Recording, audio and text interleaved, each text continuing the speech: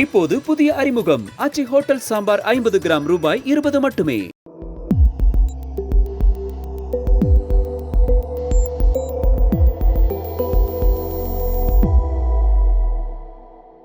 தமிழ் தடம் நேயர்களுக்கு வணக்கம். நம்மோடு உரையாட ஊடகவியலாளர் திரு கேப்ரியல் இணைந்திருக்காங்க. அவங்க பேசலாம். அதற்கு முன்பாக சப்ஸ்கிரைப் பண்ணாம வீடியோ பார்த்துட்டு இருந்தீங்க அப்படின்னா சப்ஸ்கிரைப் பண்ணிடுங்க. தொடர்ந்து உங்களுடைய ஆதரவை தமிழ் தடம் சேனலுக்கு கொடுத்துட்டே இருங்க.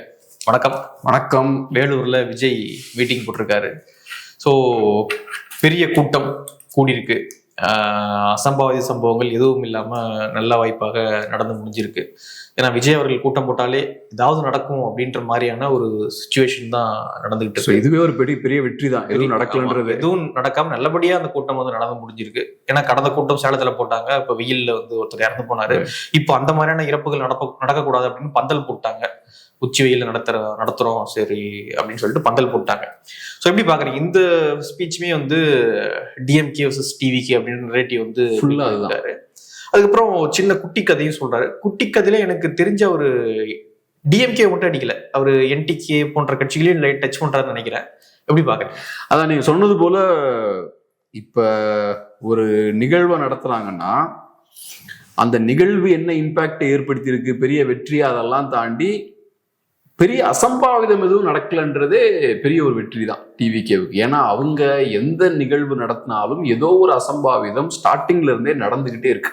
நிறைய பேர் மயங்கி விடுறதா இருக்கலாம், மரணங்களா இருக்கலாம், நிறைய பிரச்சனைகள் ஸ்டார்டிங்ல இருந்தே நடந்துட்டு, பொது சொத்து சேதப்படுத்துறது, அந்த வகையில எந்த பிரச்சனையும் இல்லாம ஒரு ஈவெண்ட் அவங்க பண்றதே பெரிய ஒரு வெற்றி தான். ஏன்னா இந்த கூட்டத்தை வச்சு ஓரளவுக்கு ஆர்கனைஸ்டா வண்டியை நகர்த்துறதே கஷ்டமான ஒரு விஷயம்தான்.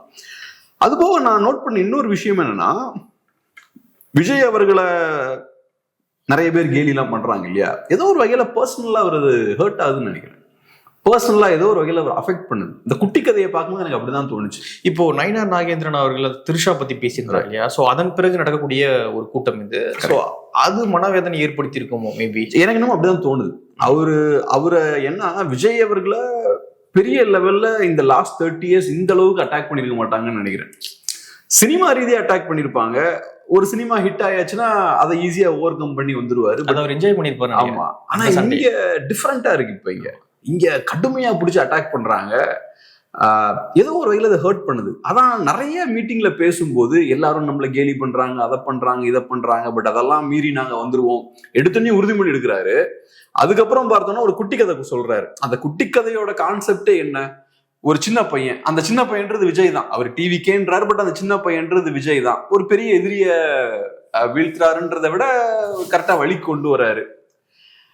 சோ அவர் சொல்ல விரும்புறது என்னன்னா, இவனால முடியாது, எல்லாருமே ஏளனம் பண்றாங்க, கேலி பண்றாங்க, பட் அதெல்லாம் மீறி அந்த சின்ன பையன் செஞ்சு காட்டுறான் அப்படின்ற கான்செப்ட் தான். ஸோ இதெல்லாம் சொல்ல வேண்டிய அவசியமே கிடையாது.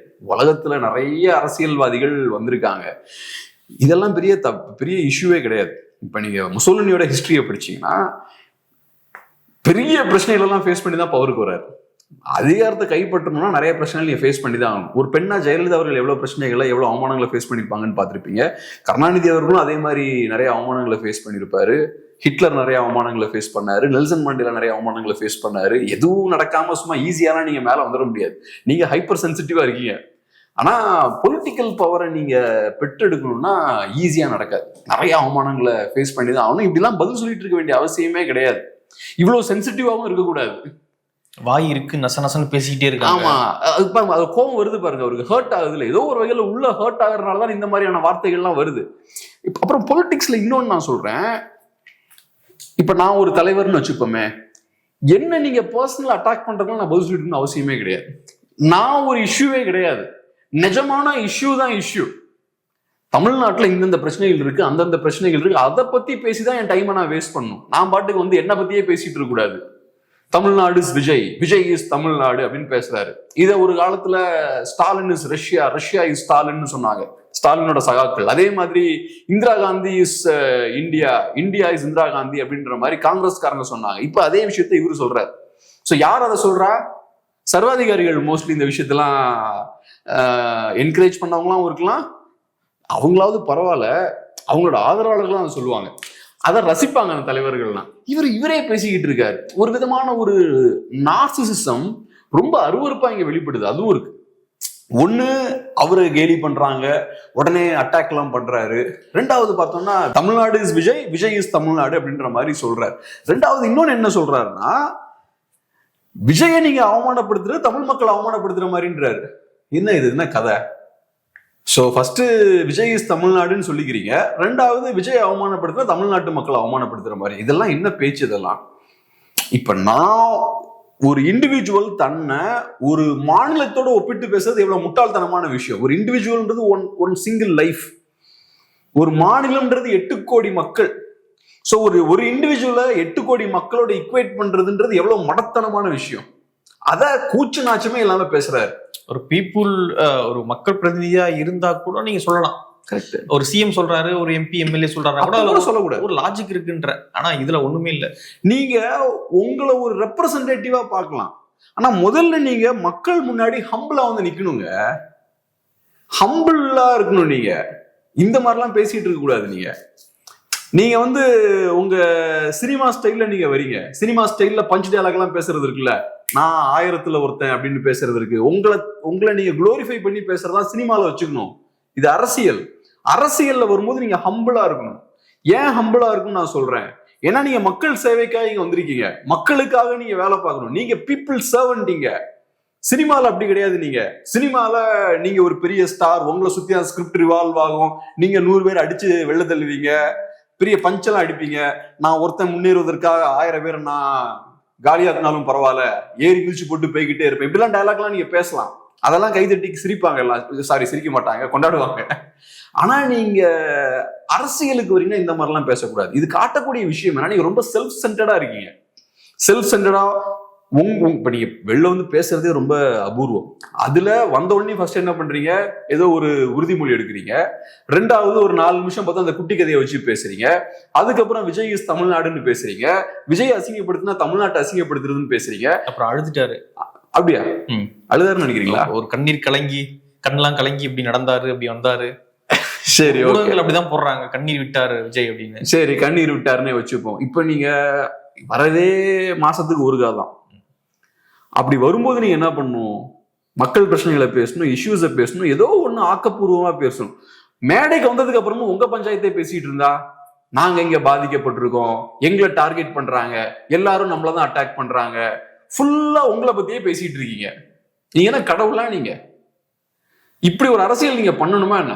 அதுக்கு ஒண்ணுமே இல்லை. நீங்க வீட்டுல உட்காந்து நல்லா ரூம்ல எல்லாம் லைட்டை போட்டுட்டு கண்ணாடி முன்னாடி நீங்க உட்காந்து உங்களே பார்த்து சந்தோஷப்பட்டுட்டு இருக்கலாம், நம்ம எவ்வளவு சூப்பரா இருக்கும், நம்மளை பத்தியே பேசிட்டு. ஆனா நீங்க அரசியலுக்கு வந்து அருவருப்பா இந்த விஷயங்கள் பண்றீங்க. இதுல என்ன அபத்தமா இருக்குன்னா, இதை கேட்கறதுக்கு தமிழ்நாட்டுல ஒருத்தன் கிடையாது. இங்க இருக்கிற மெயின் ஸ்ட்ரீம் மீடியாலாம் இவங்களுக்கு ரசிகர் மன்ற ஆட்கள் மாதிரி செயல்பட்டு இருக்காங்க. இங்க இருக்கவனு அப்படி இருந்தாலும் பரவாயில்ல, நார்த்ல இருந்து வந்து கிறுக்குத்தனம் பண்ணிட்டு இருக்காங்க. நார்த்ல இருந்து இங்க வந்து அவரை போய் நேர்ல போய் சந்திக்கிறாங்க. உங்க கான்க்ளேவுக்கு விஜய் வரல, உங்க கான்க்ளேவ் நடந்துட்டு இருக்கும்போது நீங்க என்ன பண்றீங்க, அங்க போறீங்க.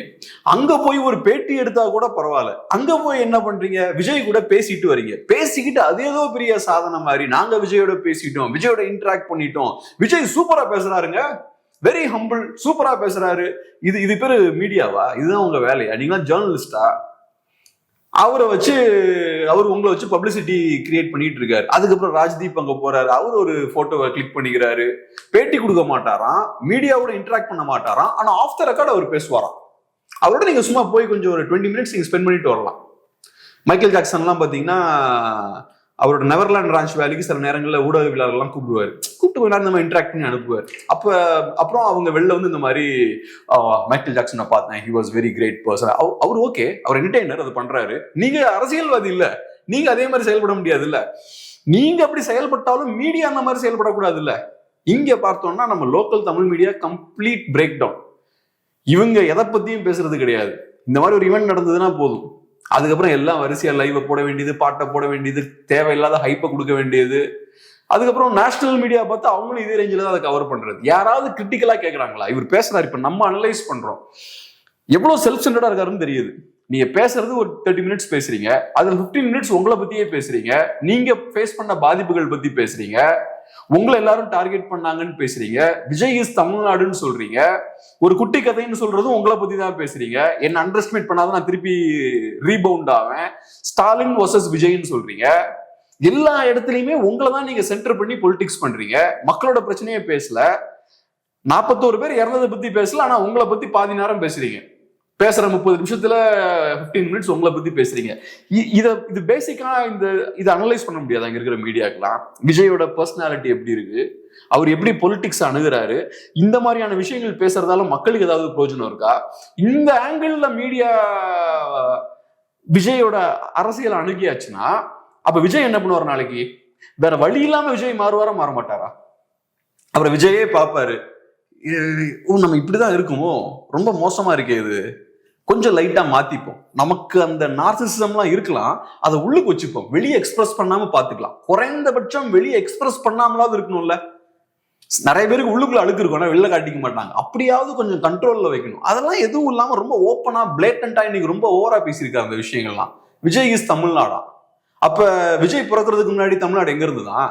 பெரிய என்னமோ இவர் பிறந்ததுக்கு அப்புறம் தான் தமிழ்நாடே பிறந்தது மாதிரி விஜய் இஸ் தமிழ்நாடு.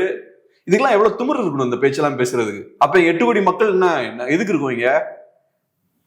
நீங்க இங்க இருக்கக்கூடிய சாதா தமிழ்னை விட 1 இன்ச்சு கூட பெரிய ஆள் கிடையாது. நீங்களும் இன்னொரு தமிழன் தான். அங்க 41 பேர் இறந்தாங்க பாருங்க, அவங்களோட உயிருக்கும் உங்க உயிருக்கும் ஒரு வித்தியாசமும் கிடையாது. ஆனா நீங்க நினைச்சிட்டு இருக்கிறது என்னன்னா நம்ம ஏதோ ஸ்பெஷல் நினைச்சிட்டு இருக்கீங்க. அந்த இறந்தவர்களோட நம்ம ஸ்பெஷல், அவங்கள பத்தி நம்ம பேச வேண்டிய தேவையே இல்லை. உங்களுக்கு காப்பாத்த வந்து தேவதூதன் இந்த மாதிரி சுத்தி இருக்கக்கூடிய கோமாளிங்க அந்த மாதிரி ஏத்தி விட்டுட்டு இருக்கிறது. அவரு பெரிய ரட்சகர் தேவதூதன், அதெல்லாம் சுத்தி இருக்கிற கோமாளிங்க அவர் ஏத்தி விட்டுட்டு இருக்கிறது. அப்படிலாம் ஒண்ணும் கிடையாது, சாதாரண மனிதர் தான் அவரும். தேவதூதன் வந்தா காப்பாத்துவாரு, ஆனா இவரு வரும்போதுலாம் டெத்து தான் டெத்து தான் நடக்குது. என்ன சொல்றதுன்னே தெரியல. சுத்தி இருக்கவங்க தான் ஒரு தெளிவு கொடுக்கணும். மீடியா பேசணும், சுத்தி இருக்கவங்களுக்கு பேக் போன் வேணும். தலைவரே, உலகம் ஒண்ணு உங்களை சுத்தி எல்லாம் இயங்கிட்டு இருக்குல்ல, சோ கரெக்டா ரியாலிட்டிக்கு வாங்கன்னு சொல்லணும். 41 பேரை பத்தி ஒரு தடவை பேச முடியல, ஆனா இவரை பத்தி 400 தடவை பேசுவாராம். உங்களை பத்தி எப்பயுமே சதின்னு தான் சொல்றாரு. தேவையில்லாம என்ன வந்து டிராப்ல மாட்ட வைக்கிறாங்க. நீங்க சதின்னு பேசுங்க, எல்லாம் ரைட்டு சார். உங்களுக்கு ஒரு வேர்ஷன் இருக்கு, உங்களோட வேர்ஷன் ஒண்ணு இருக்கு, ரைட், எனக்கு புரிஞ்சுக்க முடியுது. ஆனா உங்களுக்கு மனசுல கொஞ்சம் ஈரம் இருக்கணும்ல. உங்களை பத்தி இப்படி பேசிக்கிட்டே இருக்கீங்கல்ல, உங்களை பத்தி எப்படி பேசிக்கிட்டே இருக்கீங்க? ஏன்னா உங்க பாயிண்ட் ஆஃப் வியூல இருந்து நீங்க விக்டிமா பாக்குறீங்க, என்ன எல்லாரும் கார்னர் பண்றாங்கன்னு நீங்க பாக்குறீங்க. ஆயிரக்கணக்கான கோடி சம்பாதிச்சுட்டு உங்களை இன்னைக்கு மீடியா டார்கெட் பண்ணுது, எதிர்கட்சிகள் டார்கெட் பண்றாங்கன்ற காரணத்துக்காக உங்களை நீங்க விக்டிம்னு பாக்குறீங்களே. 41 பேர் உயிரை விட்டுருக்கான், அவன் விக்டிம் இல்லையா? அப்ப உன்னை விட அவன் எவ்வளவு பெரிய விக்டிம். அப்ப அவனை பத்தி அப்ப நீ பேசணும்ல. அப்ப நீ எப்படி அரசியலை பாக்குற? உங்க லைஃப் அவனோட லைஃபை விட ஏதோ ஒரு வகையில ஸ்பெஷல்னு பாக்குறீங்க. You are somehow very special அப்படின்ற ஒரு பார்வை உங்களுக்கு இருக்கு. இதை எப்படி அலோவ் பண்ண முடியும்? அப்ப என்ன மதிக்காத ஒருத்தனை நான் எப்படி தலைவனா எடுத்துக்க முடியும்? என்னை விட நீங்க பெரிய ஆள் நினைச்சிட்டு இருக்கீங்க, என் லைஃபை விட உங்க லைஃப் முக்கியம் நினைச்சிட்டு இருக்கீங்க. அப்ப என் மேல உங்களுக்கு மரியாதையே இல்லையே. அப்ப நாளைக்கு நீங்க எனக்கு தலைவனா இருந்தா எப்படி இருப்பீங்க? என்ன மதிக்காம தான் செயல்படுவீங்க. இதுல எல்லாமே பாத்தீங்கன்னா நான் அதிகாரத்துக்கு வந்து எல்லாம் சரி பண்ணிடுவேன். இப்ப ஏகப்பட்ட பிரச்சனை இருக்கான், லா அண்ட் ஆர்டர் சரியில்லையா, பெண்களுக்கு எல்லாம் சேஃப்டி இல்லையா, அதெல்லாம் நான் பண்ணி தருவேன்ற வந்தாச்சுன்னா எல்லாம் பண்ணி கொடுத்துருவாங்களா? ஆனா இப்போதைக்கு சார் என்ன பண்ணிட்டு இருக்கீங்க? இப்போதைக்கு நாங்க ஆபீஸ்ல மட்டும்தான் இருப்போம், வெளியெல்லாம் வர மாட்டோம். ஏன்? உங்களுக்கு நிஜமாவே லா அண்ட் ஆர்டர் இஷ்யூ சரியில்லைன்னு தெரியுது, ட்ரக் புழக்கம் அதிகமா இருக்குன்னு தெரியுது, பெண்களுக்கு சேஃப்டி இல்லைன்னு தெரியுது. ஏன் இப்ப இந்த பிரச்சனைகளா இருக்கும்போது வெளியே வர மாட்டீங்களா? வந்து பிரச்சாரம் பண்றமே. எங்க வந்து என்ன பண்ணாரு அவரு? சேலம், இப்போ வேலூர். நான் என்ன சொல்றேன், இப்ப ஒரு பிரச்சனை இருக்கு, அத ஒரு பிரச்சனையா நீங்க பாக்குறீங்க. அப்ப அந்த பிரச்சனையால ஒரு பாதிப்பு மக்களுக்கு ஏற்படும் போது ஏன் அந்த மக்களோட நிக்க கூடாதுன்னு கேக்குறேன். அதான் நாங்க ஜெயிச்ச பிறகு ஒரு கிராமத்துக்கு போவோன்றாரு அவரு. நீங்க முதல் வாங்க, அதுக்கப்புறம் அவங்களை ஜெயிக்க வைக்கலாமா வேண்டாமான்றதை நாங்க முடிவு பண்றோம். அதுவும் இப்ப என்ன சொல்றாருன்னு பாருங்க, நான் எல்லாரையும் வந்து சந்திப்பேன், ஒரு கிராமம் ஜெயிச்சதுக்கு அப்புறம் ஒவ்வொரு கிராமம் வந்து சந்திப்பேன். ஏன் ஜெயிக்கிறதுக்கு முன்னாடி வர மாட்டீங்களா? நீங்க ஜெயிச்சாதான் வருவீங்களா? அதான் இப்ப சதி திட்டம் நடக்குதான். இப்ப தேவையில்லாம நான் வந்தேன் அப்படின்னா அந்த டிராப் கூட நான் மாட்டிக்குவேன் அப்படின்ற. அப்ப தோத்தாலும் வர மாட்டாரு, ஜெயிச்சா மட்டும்தான் வருவாரு. ஜெயிச்சா ஒரு விஜயை பாக்குறதுக்கான பாகியம் நமக்கு வேணும்னா விஜயை நம்ம ஜெயிக்க வைக்கணும். அப்ப நம்ம விஜயை பார்க்கலாம், இல்லைன்னா விஜயை நம்ம பார்க்க முடியாது. வீட்டுக்கு ஒரு விஜய் இருக்காராமே. இப்போ ஒரு வீட்லயும் ஒரு விஜய் கேண்டிடேட் இருக்காங்க. அப்போ அவங்களுக்கு தான் மத்த எல்லா உறுப்பினர்களும் ஓட்டு போடணும் அப்படின்ற கான்செப்ட் தான். அப்ப நாங்க வீட்டுல இருக்க விஜயை பாத்துக்கிறோம், நீங்க அங்கேயே இருந்துக்கோங்க. இவங்க பண்ற அரசியலும் இவங்க பேசுற பேச்செல்லாம் பாருங்க. இதை கேட்கறதுக்கு ஒரு பெரிய கூட்டம் இருக்கு. அங்க இருக்கிற கூட்டம் பார்த்தா எல்லாமே சின்ன பசங்க ஆர்ப்பரிக்கிறாங்க. அச்சா புஜான்னு கத்திக்கிட்டு ஒரு சின்ன ஒரு ஆடிட்டோரியம்ல இவங்கள வச்சு மேய்க்கிறதே புஷி ஆனந்துக்கும் விஜய்க்கும் பெரிய தலைவலியா இருக்கு.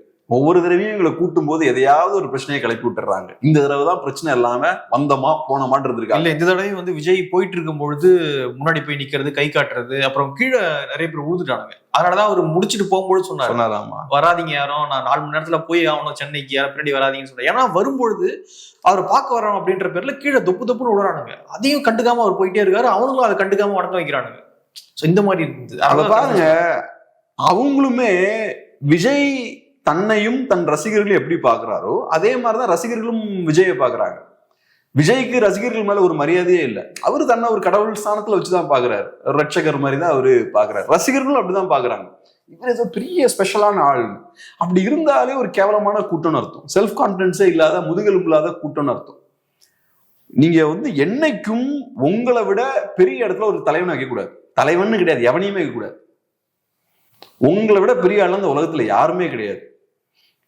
உங்களை விட பெரிய ஆளுன்ற இடத்துல ஒருத்தன் இருக்கான்னா அது நீங்க ஒரு ஸ்லேவ் மென்டாலிட்டியில இருக்கீங்க, ஒரு அடிமை மனநிலையில இருக்கீங்க. அதுல இருந்து மீண்டு வரணும். அப்படி ஒருத்தன் இருக்கான்னா ஒரு தலைவன் என்ன பண்ணணும், அவனை சரி பண்ணணும். அப்படி இருக்காதரா, உனக்குள்ள இருக்க ஃபுல் பொட்டன்ஷியலை வெளில கொண்டு வா, நீயும் கான்பிடண்டா இருந்து கொண்டு வரணும். அதை விட்டு அவங்களை யூஸ் பண்ணக்கூடாது. ஆனா இவரோட மைண்ட் செட் எப்படி இருக்குன்னு பாருங்க.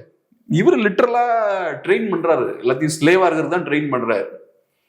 இதுக்கெல்லாம் எவ்வளவு கொழுப்பு வேணும் பாருங்க. டிஎன் இஸ் தமிழ்நாடுன்றாரு, sorry TN is Vijay, Tamil Nadu is Vijay, Vijay is தமிழ்நாடுன்றாரு. அரசியல்ல இருந்து பழந்துன்னு கொட்டப்பட்ட கூட இப்படி பேச மாட்டான். உலகத்தையே ஆண்ட தலைவர்கள், மிகப்பெரிய சர்வாதிகள் கூட இப்படி பேச மாட்டாங்க. ஸ்டாலினை மற்றவங்க தான் அப்படி சொன்னாங்க.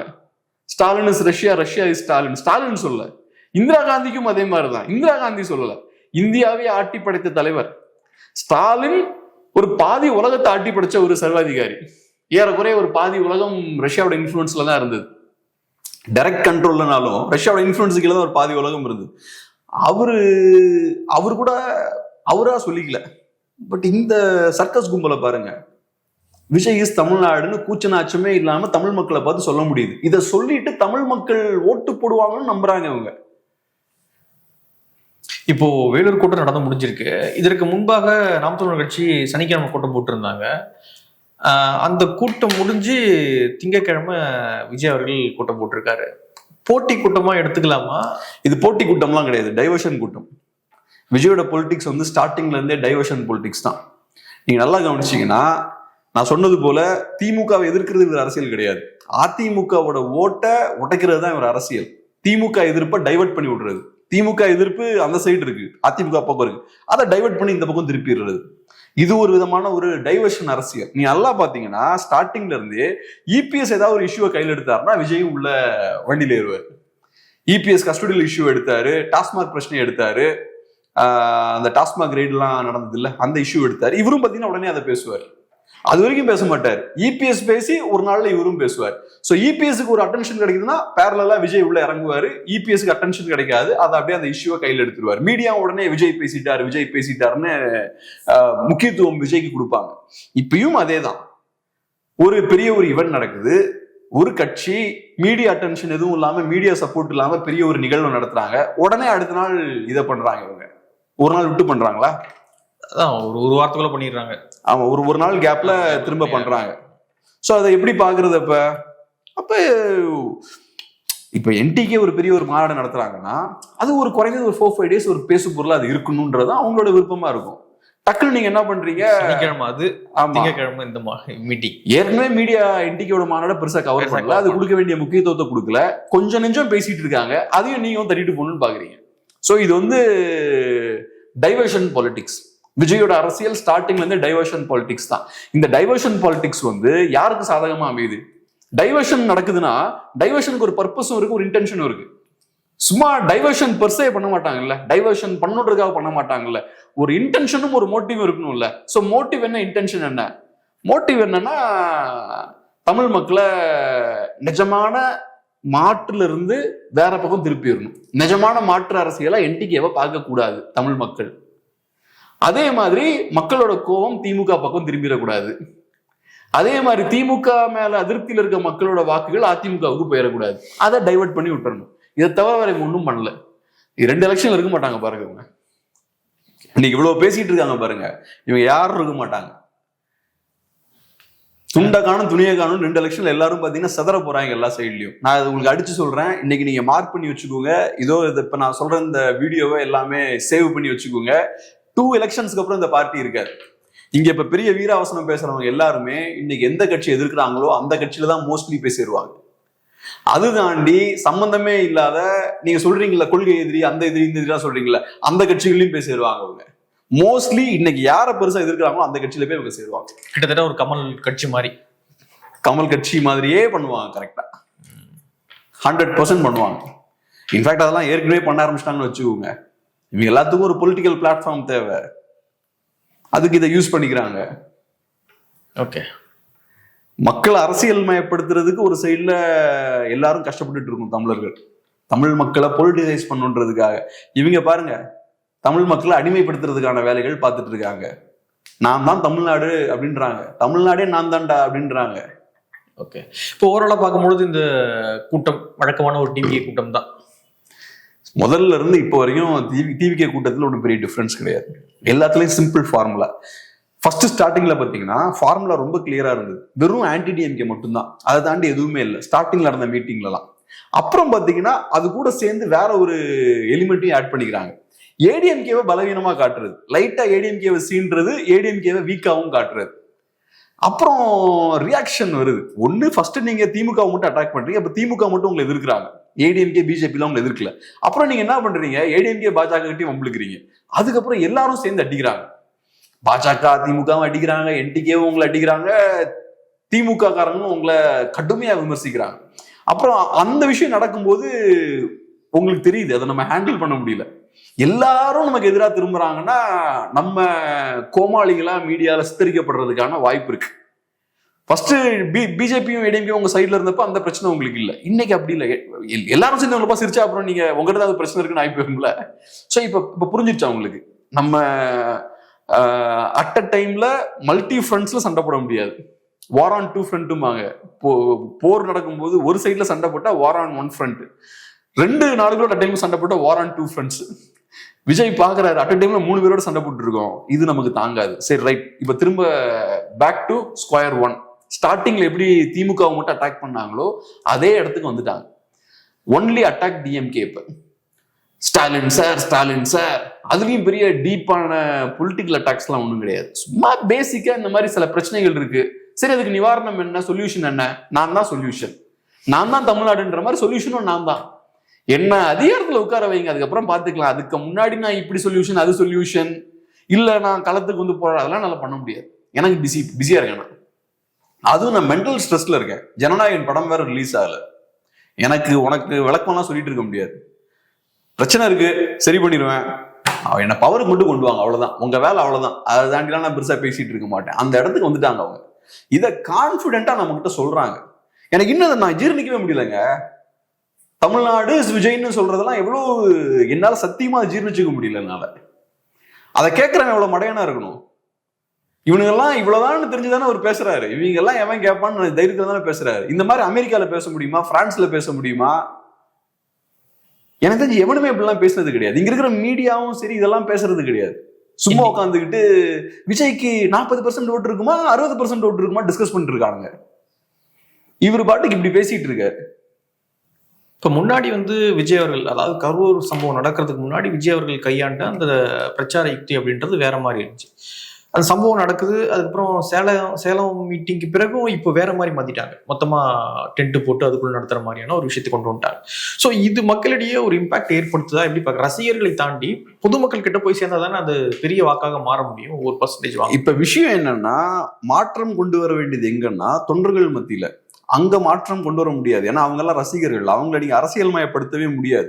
ஸோ இவங்க என்ன பண்றாங்க, அதை ஒன்றும் பண்ண முடியாது, அதை விட்டாங்க. இவங்களால எதை மாற்ற முடியும்? ரோட் ஷோ போறத பொதுக்கூட்டமா மாற்ற முடியும். பொதுக்கூட்டம் நடத்துற இடத்த ஒரு டென்ட் போட்டு அங்க நடத்த முடியும். எதை மாற்ற முடியுமோ அதை மட்டும் மாத்துறாங்க. ஏன் இதை மட்டும் டச் பண்றாங்கன்னா அதை டச் பண்ண முடியாது. உங்ககிட்ட நல்லா இப்ப என்டிகே மீட்டிங் நடத்துறாங்க, மாநாடு நடத்துறாங்க, அது எவ்வளவு ஆர்கனைஸ்டா நடக்குது. கரெக்டா உள்ள வராங்க, லட்சக்கணக்கான பேர் தள்ளுறாங்க, கரெக்டா அரசியல் உரையா கேட்கறாங்க, எங்கெல்லாம் கை தட்டணுமோ அங்கெல்லாம் கை தட்டுறாங்க.